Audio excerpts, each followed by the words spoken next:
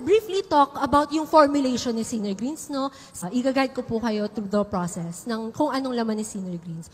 First, barley grass, merong 5 kinds ng vitamins, 6 na kinds ng minerals, 8 kinds of amino acids, at meron pang mga basic nutrients yan. So, paka-rich sa alkalinity. Pag tinanong po ni consumer, ay ano bang purpose nitong ingredient na to? Ano bang nagagawa niyan sa buhay ko? Ganyan.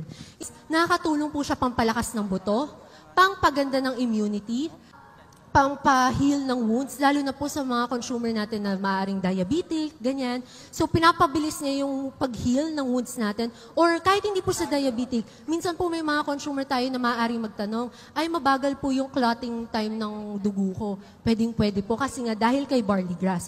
Barley grass pa lang yon. Okay. At saka si barley grass, nakakatulong din po sa pagpapabilis ng nerve impulses natin. Kasi alam niyo po, mahalaga na sa panahon ngayon, very in sync yung mind and yung body natin. That's barley grass alone. Now, let's move to the next ingredient, si wheatgrass. Wheatgrass has a great function sa pagpa-purify, sa paglinis ng dugo natin. Kakakain po natin ng matataba, ng mga hitik sa mantika. Siyempre, nakaklog yung mga dugo natin, kaya po may minsan may inaatake ng stroke, ayan, may naka-cardiac arrest. So, very important si wheatgrass sa pagpapalinis ng dugo natin. And also, si wheatgrass po, meron siyang chlorophyll. Yun po yung green pigment, kaya po green yung kulay ng gulay. Very similar siya sa human DNA ng katawan natin. So, syempre, imagine, no, gaano ka-powerful ang isang ingredient kung yung structure niya kaparehas ng sa atin. Di po ba? Tapos, si wheatgrass, ang function din niya is para mas mapabilis, mas mapabuti yung absorption ng nutrients sa katawan natin. Okay. So, again, si barley grass and si wheatgrass. Ngayon, punta po tayo kay Senior Greens or yung superfruits na tinatawag. Ito po ay isang mixture ng fruits and vegetables. Okay. Ano-ano po ba yung mga fruits and vegetables na kay Senior Greens? Meron siyang broccoli, and then meron siyang spirulina, meron din pong celery, may spinach, meron pong bitter gourd or ampalaya, pero kay Senior Greens hindi niyo po malalasahan yung mapait na lasa ng ampalaya. It also has green apple, it also has leeks. Ito pong combination na to, napakalakas niya. Rich siya in fiber eh. So, kumbaga, kapag ang ingredient mo or yung katawan mo, very rich in fiber, mas mabilis malalabas yung toxins, yung waste, palabas ng katawan natin. So, ano pong end result? Of course, mas malinis yung body. Okay? Mas mabilis yung pag-process ng katawan. And also, ito pong si Senior Greens, so yung formulation niya, napakatindi ng alkalinity.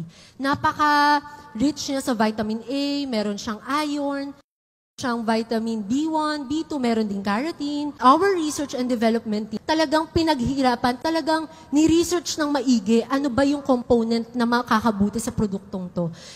Siyempre, yung research and development team natin has found, ito pong mga vegetable na to, yung pinaka-effective. Kapag pinagsama-sama, maganda yung maidudulot sa katawan. Finally, meron din po tayong moringa. Alam niyo po ba tong si moringa? Ang tawag sa kanya sa ibang bansa is perfect plant. 5 times higher yung nutrients niya. Dahon pa lang ni moringa has 3 times more iron than spinach, 4 times more vitamin A than your regular carrot.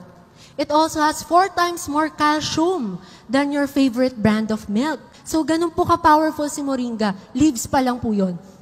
Pag nag-take ka ng moringa, para kang kumain ng iba't ibang klase ng multivitamins. But the question is, bakit ka pa mag-take ng iba-ibang multivitamins? Eto na nga. Kaya na yun lahat ni moringa alone. Hindi nakakapag-synthesize yung katawan natin ng sariling amino acids. Hindi siya nakakapag-process ng ganun.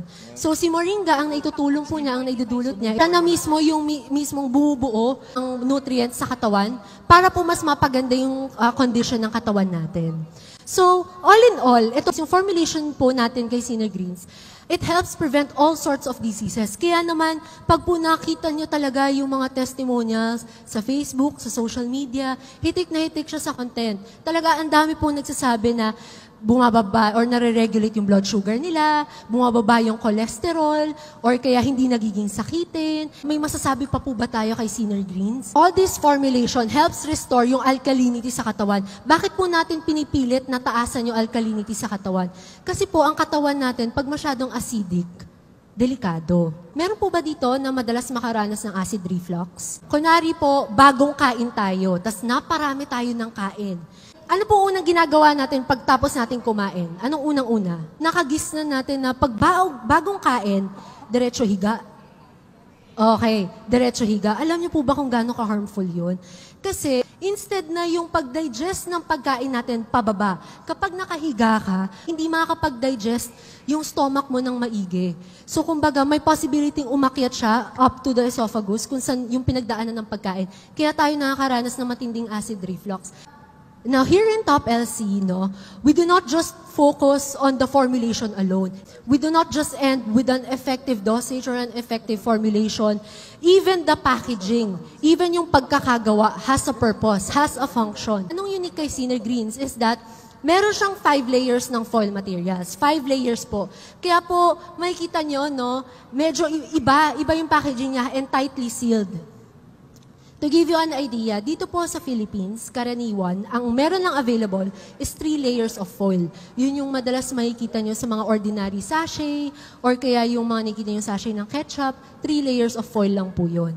But Top LC is one of the very, very few to pioneer yung 5-layer na foil packaging. Which means, si Sinner Greens ay isa sa mga kauna-unahang gumamit ng 5-layer na foil sa packaging nila. So here, makikita nyo po kung gaano katindi yung proseso na ginawa.